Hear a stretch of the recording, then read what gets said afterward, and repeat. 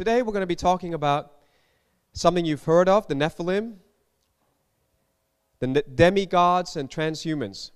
And to me, they're all related terms.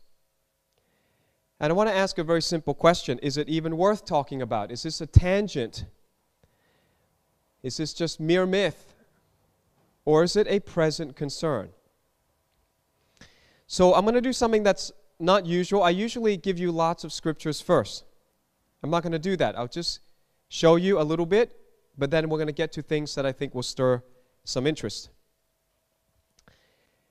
What do you think? Who is this? Who is that? This is a hybrid.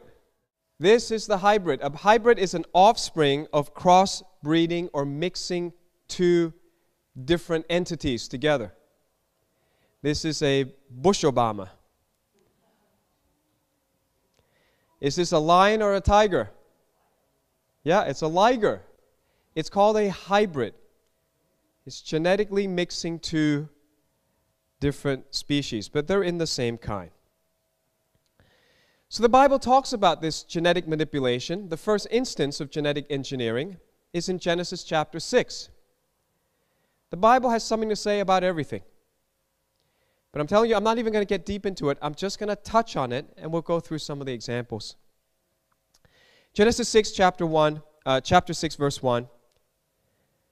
Now it came to pass when men began to multiply on the face of the earth, and daughters were born to them, that sons of God, that's a term that means the direct creation of God, angels in this case, saw the daughters of men, and that they were beautiful, and they took wives for themselves of all whom they chose. Verse 4. And there were giants. Please say giants. Okay, this is not the offspring of natural, breeding of humans. The whole theory that it's the sons of Seth marrying evil women goes out the window because it does not produce giant offspring, and the word is Nephilim in the Hebrew. There were Nephilim on the earth in those days and also afterwards, so two periods of time.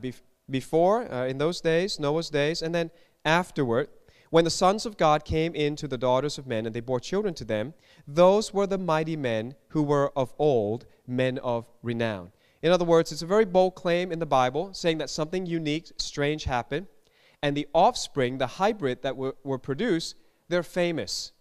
You know about them, is what the Bible's saying, right? So it's a pretty bold claim that everybody already knows about that. How do we interpret that? You just go to the New Testament and let the Bible be its own commentary. Jude chapter 1, verse 6 to 7 from the New English Translation. Jude, the half-brother of Jesus, says, you also know, again, it's like a given, They say, if I say, you know who won the election, that means you know the results. In fact, right now, we still don't know the results. But if I said, you know, that means it's been reported. True? I wouldn't say you know who won the election unless you knew. It's common knowledge.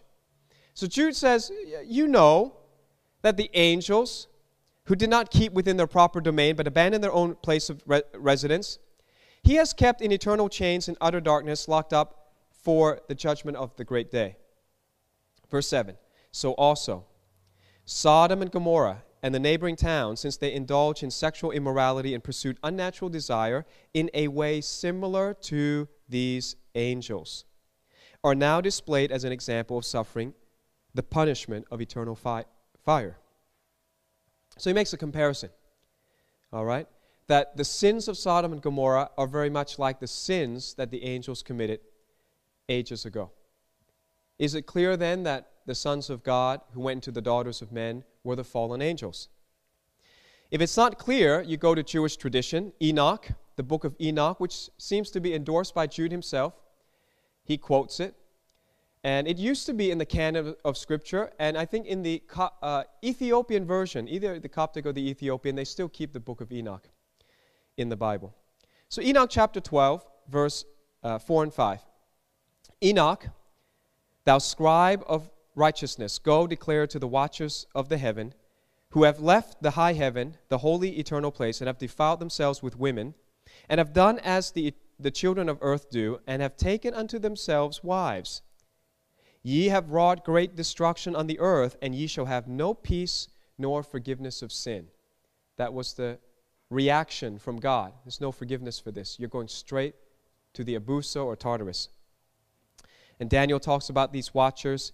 Daniel chapter 4, verse 17, the matter is by the decree of the watchers. So the watchers are the holy angels that came down, and they were the watchers over people. They watched over people. But Enoch says that 200 of them decided to rebel and create this genetic hybrid called the Nephilim. And Enoch goes on about it. Enoch chapter 15, verses 2 to 4. You can read all that yourselves. All right. So are they a tangent? Are they tangent or are they central to our life? In case you don't know, tangent is a geometry term. Here's a circle. There's the center of a circle, and the tangent is, any line that just touches it. It's not quite in the circle. It's certainly not center of the circle. It's just tangent. The tangent line touches the circle at a point called the tangent point. So is it just tangent or is it central? Well, I like to take things out to the big picture. And let's start from big and we'll go small, okay? We live in a place that God created called the solar system. There are presently 8 planets and 3 minor planets, 11 in total, 11 for the number of chaos. It's in the book, The Divine Code, from 1 to 2020. I explain all the different meanings of different numbers. There are 11 planetary bodies right now that we know in the solar system. I want to look at them. Mercury is the closest planet to the sun. Guess where it got its name from? The messenger God, the guide to the underworld, the son of Zeus and Maya. Who is he? He's a Nephilim. And when you look at the stars and stuff, it's really interesting how these ancients, they had all these names, and when you look at it and you compare it to the story of God, it's just amazing how many truths you can get out of it. For this one, I just point very quickly that Mercury is closest to the heat of the sun. And I personally hold the view that the sun is the lake of fire. And so Mercury is a very appropriate messenger to take people to the lake of fire because he's the one that's closest to it. The next planet is Venus. It's the hottest planet because it has an atmosphere. So Mercury is so close, the atmosphere is burned up. So it's not the hottest. Venus is the hottest. It's the only planet to spin in the reverse direction of the Earth. It's like the opposite of the Earth, and yet it's very close to the Earth. It's right next to us. Gets its name from the goddess of love, Venus. Who is she? Nephilim. And she's the subject of many pieces of artwork, like this one that you may have seen. So very appropriate. She's like the Earth, but she spins in the opposite direction of the Earth. It's like, man and women, often opposite.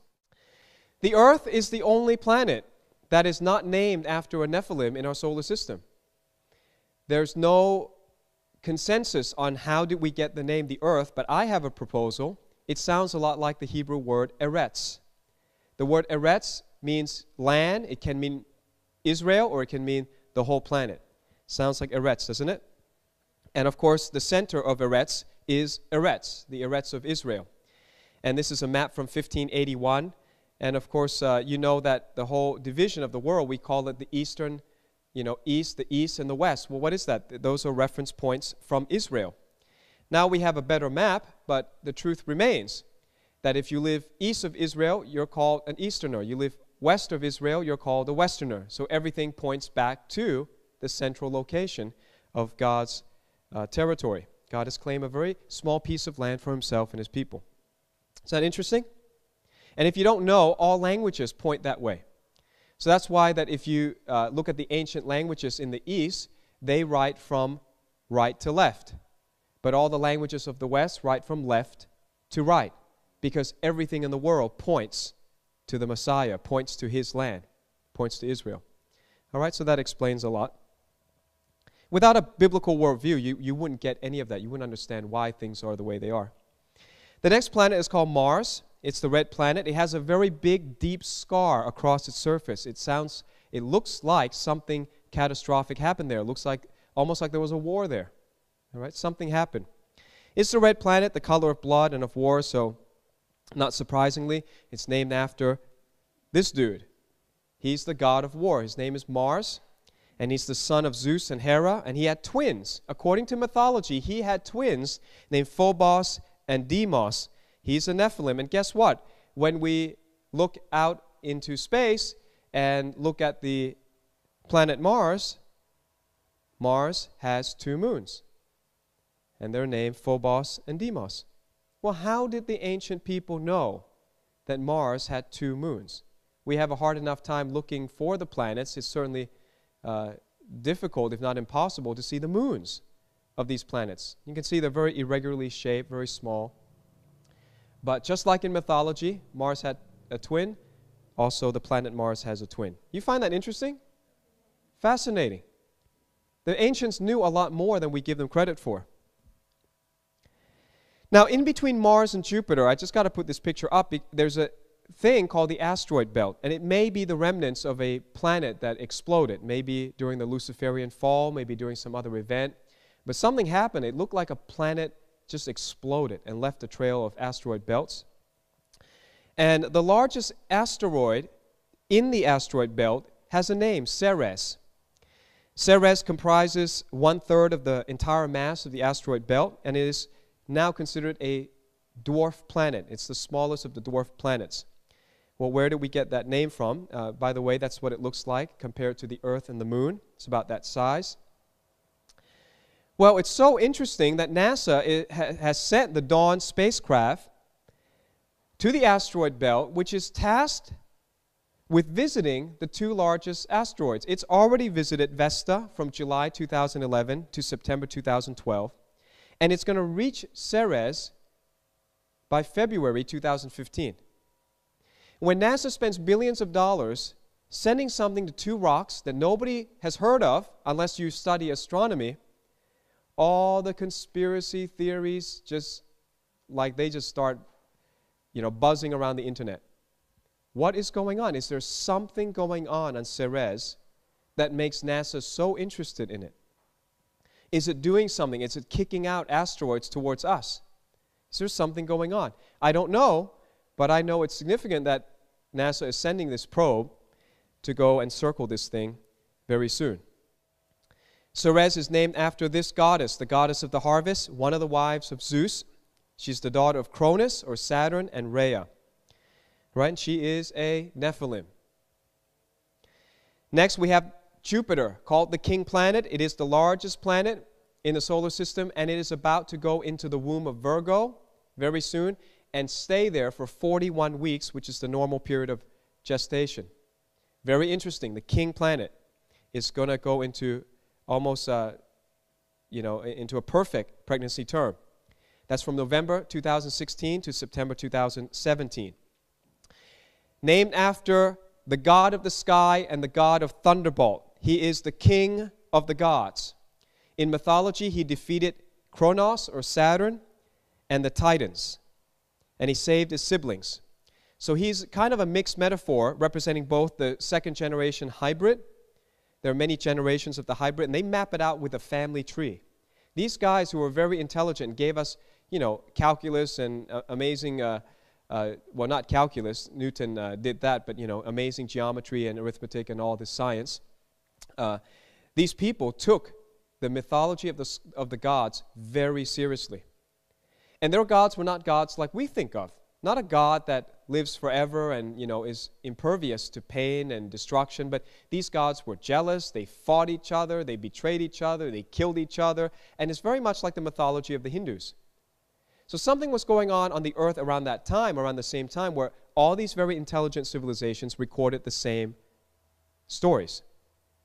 So Jupiter is the main guy, and he also represents not only the hybrid, but he also represents the Son of God. The Son of God, because he defeats Saturn. Saturn sounds just like Satan, doesn't it? And so does Titan. All right, Saturn is a very beautiful planet, but its number tells us something ominous. It is the 6th planet. And 6 is not a good number. 6 is not a good number. 666, bad. You don't have to know much of the Bible. Hey, that's bad. Well, what is so bad about Saturn? He's a bad boy. There is a mysterious six-sided hexagon on its north pole. The hexagon is a symbol of the devil. 6 is a symbol of the devil.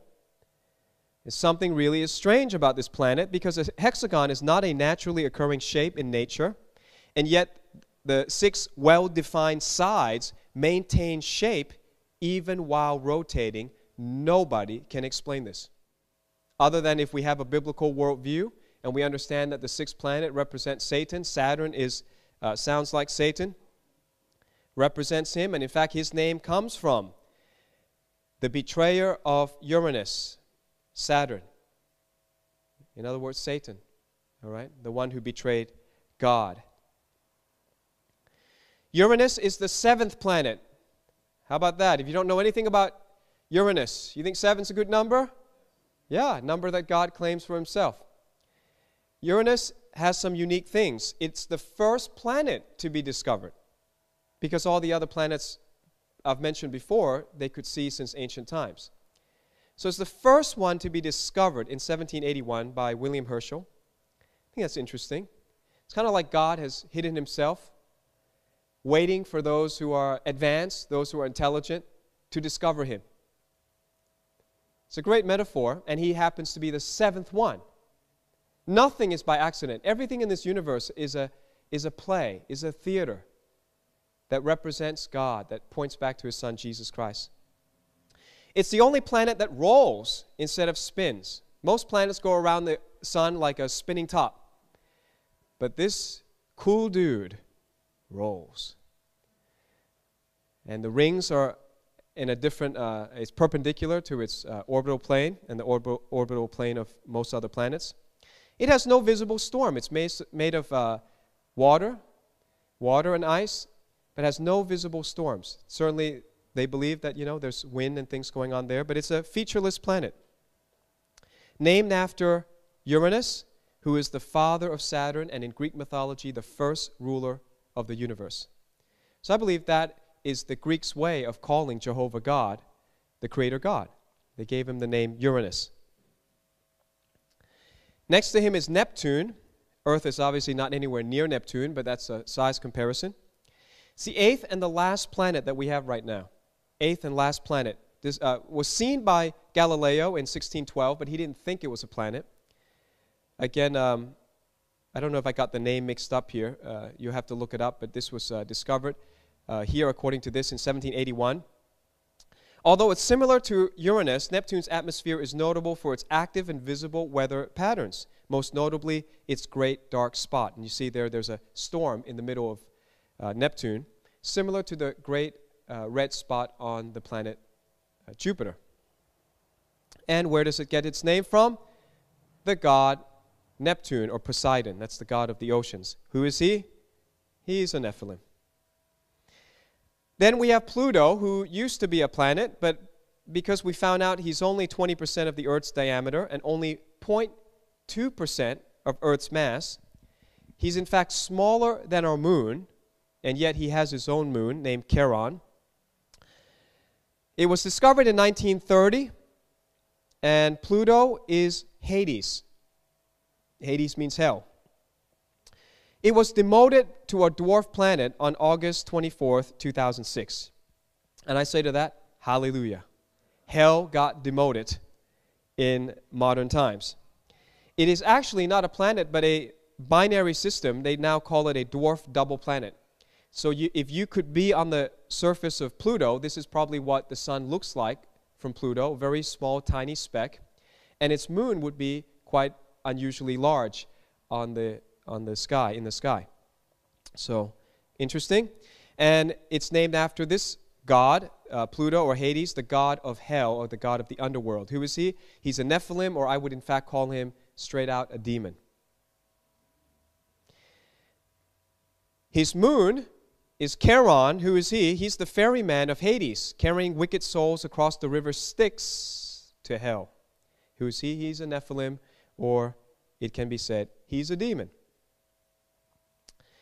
Interesting thing, the spacecraft New Horizons is scheduled to fly by Pluto and Charon on the 14th of July, 2015, carrying an ounce of the cremated remains of Clyde Tombaugh, discoverer of the dwarf planet.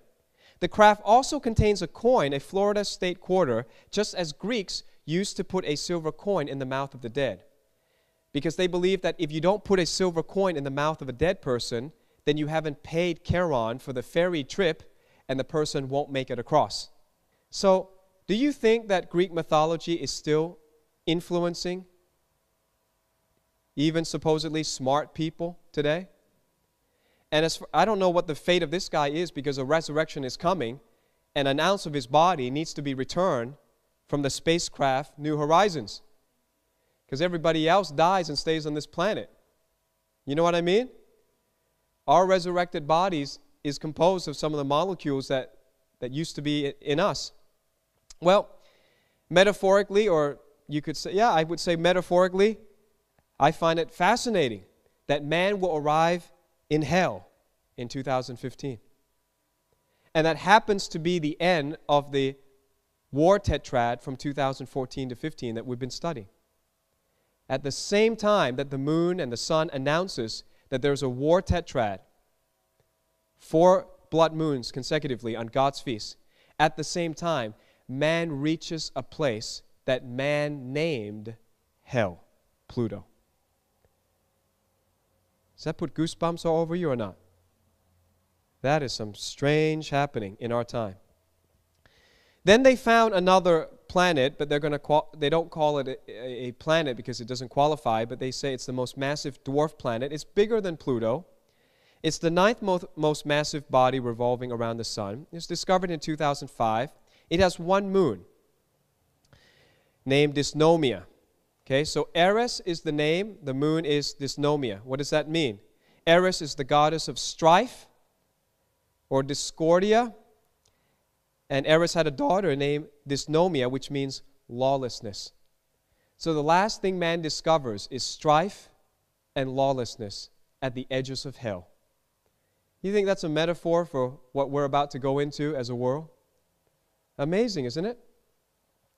Obviously, Eris, Discordia, and Dysnomia are both Nephilim. All right, so let me summarize them for you. For those who like charts and tables more than pictures. The first planet is Mercury, gets its name from the Roman god Mercury. The Greek version is Hermes, god of the underworld, Nephilim. Venus is the Roman god Venus. The Greek version is Aphrodite, goddess of love, Nephilim. Earth probably gets its name from Eretz, the only one that is not named after a Nephilim. Mars is the Roman god Mars. Greek version is Ares, god of war, Nephilim. Jupiter, Roman version, Jupiter, Greek name Zeus, god of sky, god of the thunderbolt, Nephilim. Saturn, named after Roman Saturn, or Greek Kronos. Kronos was in some recent sci-fi movie. Father of Zeus. And identity, I would say that's Satan himself. Uranus, it's the Roman name of a Greek god, Uranus. Father of Saturn, first ruler of the world, that would be God. Neptune is Roman. The Greek version is Poseidon, god of the oceans, Nephilim. Pluto is Pluto or Hades, god of hell, that's a demon. Eris and Discordia in Rome. By the way, it's the only one that they seem to pick the Roman, they pick the Greek version instead of the Roman version. Eris, goddess of strife, Nephilim. So how about this? 9 out of our 11 planetary bodies are all named after Nephilim. Did you know that? Is this just a tangent, or is this something more? Then we come to our days. We name our days after the gods. Sunday is Sun Day. Monday is Moon Day. Tuesday is Twig's Day or Mars Day. Twig is the Norse version. Now we got another mythology, the Nordic or the Norse version of the same story. Mars Day, the god of war. So Tuesday is the day of war for some reason. Wednesday is Woden's Day or Mercury's Day, the god to the underworld. Thursday is Thor's Day. Thor is the main god in the Norse mythology. So that's Jupiter, the god of the thunderbolt. In fact, the exact same symbolism. That's what Thor's Day or Thursday is. Friday is Frigg's Day or Venus' Day, the goddess of love. Saturday is Saturn's Day, which refers to Satan, or, depending on the European language, Sabbath Day, which would refer to God. So here, for those who like tables, I give you different languages. Sunday, or dimanche, or domingo in French and Spanish, refers to either God in the Latin languages or the sun in the Norse version. Identity is God. Monday, lundi in French, lunes in Spanish, refers to the moon. They all refer to the moon. That's a goddess. Tuesday is mardi or martes, which is definitely Mars, the god of war. That's a Nephilim. So we got a day named after a Nephilim. Wednesday, mercredi in French, or miércoles in Spanish, named after Mercury, Nephilim. Thursday is jeudi or jueves in Spanish. It's named after Jupiter. We just took Thor, the Nordic version of the same person. Friday is vendredi in French, or viernes in Spanish, named after Venus, the goddess of love, Nephilim. Saturday, in the French and Spanish, they say samedi or sabato, which is actually from Sabbath, which is good. But we took Saturn, which is a Nephilim. So there you go. We name our days after the Nephilim. How about the months of the year? We got January to December. Where do we get these from? January is Janus's month. February is from Februa. March is from Mars. April is from Aphrodite. May is from Maya. June is from Juno. July is from Julius Caesar. August is from Augustus Caesar. September, October, November, December are actually just Latin numbers. 7, 8, 9, 10. So what are the meaning? Janus is a two-faced god of the gates. Two-faced. Why? Because in January, you're looking back to December and you're looking forward to the new year. It's a two-faced god. I learned that in high school English, by the way. Februa is a Roman festival of purification. Mars is obviously god of war, Ares. Aphrodite is the goddess of love, Venus. Maya was the daughter of Atlas, one of the 7 Pleiades. Juno is another name for Zeus's wife, Hera. Now, Julius Caesar is interesting because Julius Caesar is a real person, but his namesake is Jove's child, or Jupiter's son. So it's still referring to Jupiter. And in English, we have this saying, by Jove. Have you ever heard that? By Jove. What is that? It's the old pagan way of saying, I swear. On oath. By Jove. By Jupiter, I swear. I'm telling you the truth. But, we as Christians would say, I swear by God, but you don't have to swear anymore because you're supposed to always tell the truth. So Jesus says, don't even swear by the temple anymore, because you should let your yes be yes, your no be no. You should never lie anyway. So July still refers to one of the gods. August is Augustus Caesar. Augustus just means venerable, was a real person. And then the seven, why 7, even though it's the 9th month on the calendar? Because it refers to the 7th month on the Hebrew calendar, Tishri. Then the 8th month is Keshvan, 9th month is Kislev, 10th month is Tevet. So obviously these people knew the Hebrew months. All right? And the identity of these namesakes, January named after a Nephilim, March named after a Nephilim, April Nephilim, May Nephilim, June Nephilim, July an emperor whose name is from a Nephilim. So you've got 1, 2, 3, 4, 5, 6. You've got 6 months out of 12 named after Nephilim. Are you getting what I'm trying to show you? People think that this is tangent. People think that the Bible mentions it, as a passing comment. But in fact, it's so much a part of our lives that we don't even know. Let's look at our periodic table of chemical elements. Cerium, named after Ceres, a Nephilim. Europium, named after Europa, the Phoenician girl that got raped by Zeus. That's a human. Helium. We use the word helium all the time, don't you? Helium is a Nephilim, is Helios, the Greek sun god. Mercury. In a thermometer, there's mercury. Well, that's the god Mercury, the guide to the underworld, the Nephilim who takes you to hell. Neptunium, named after Neptune, the god of the oceans, a Nephilim. Plutonium. Now we're getting to space-age stuff. Plutonium. You can make a bomb out of plutonium. Guess what? Pluto, the guardian of hell, a demon. Apropos, isn't it? A plutonium bomb is named after hell. Promethium, named after Prometheus, a titan punished by Zeus and Nephilim. Selenium, named after Selene, a titan moon goddess, Nephilim.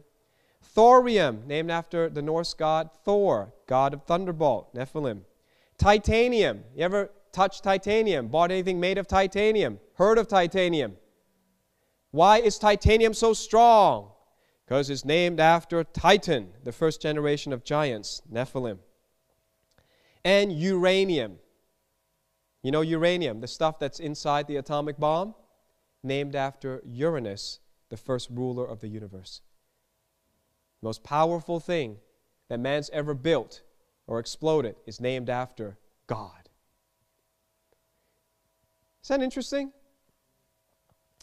All right, let's come back to Earth. We have a North Atlantic and South Atlantic Ocean. Where is that from? It's from a god named Atlas. He's a titan. He lost the war against Zeus. He was condemned. Actually, Zeus condemned most of the titans to Tartarus, which is the center of hell, but made Atlas stand on Gaia, which is Earth, to hold up Uranus, sky, to separate them. He is either a Nephilim, or I imagine he might be a watcher, one of the angels that fell and then made it with the women. We have the Atlas Mountains. They range across Algeria, Morocco, and Tunisia. We have the myth of Atlantis, a mythical continent described by Plato, Solon, and Egyptian priests. This is a map by Athanasius Kircher in 1669, saying that there was a continent in between Europe and the Americas. It's described as an advanced civilization. Myth says that they came to attack Greece but met with tragedy because in one day it sank into the ocean. Named after the god of astronomy and navigation, the son of Iapetus and Asia, a Nephilim. The continent Asia is the biggest continent in the world. It contains 30% of the landmass of the earth. It's the most populous continent. 4 billion people live there. In other words, 60% of humanity lives on Asia. Did any Asian know where the name Asia comes from? Yep, Nephilim. The wife of Iapetus, the mother of Atlas, Prometheus, and a bunch of others. She's the daughter of Oceanus and Tethys, the granddaughter of Uranus and Gaia. Nephilim. Europe, named after Europa, who was a Phoenician or an Arab mortal, a woman that was abducted to the Greek island of Crete and raped by Zeus. And you can see stamps and coins featuring this. This is not something in the ancient past. It's on their modern currency. And Europa gave birth to a bunch of Nephilim like Minos. If you ever go to Crete, Minos is the father of the Minoan civilization, a very advanced civilization that just appeared out of nowhere. How do you understand civilizations that build amazing architecture that lasts 3,000 years later? We can't even build a house that lasts for 10 years. The Bible worldview tells you these guys had help. They were hybrids, and they got advanced technology from the fallen angels. Then, if you go to Egypt, still there today, the Sphinx. What is that? It's a Nephilim. It's a human with a lion body and eagle wings. These Sphinx are not just the imagination of the Egyptians. They're everywhere. You can find the Sphinx in palaces of Darius the Great. That's a Persian in 480 BC. The oldest Sphinx is the lower left corner at a palace of Queen Hetepheres II. All of these things are hybrids, Nephilim. Egypt was ruled by hybrids. Queen Nefertiti's skull is always elongated. Shows you she was not fully human. She's a hybrid, Nephilim. The art from ancient Egypt shows giants with elongated heads worshiping Helio, the sun god, Nephilim. You go over to India and Southeast Asia, you find the most famous story, the Ramayana, depicts demigods, giants like the yak, which appear in the art of Thailand, Laos, Cambodia, Sri Lanka. Who are the yaks? Nephilim. Ravana, the antagonist of Ramayana, abducted Rama's wife Sita and cut off the wings of Jatayu. Hinduism is replete with stories of demigods, human hybrids, and animal hybrids. How come they all talking about the same thing? The ancients cared about these demigods, but surely modern people have evolved beyond this cult of hybrid demigods. Surely we don't care about that anymore. Is that right? I'm going to answer that question in the next session.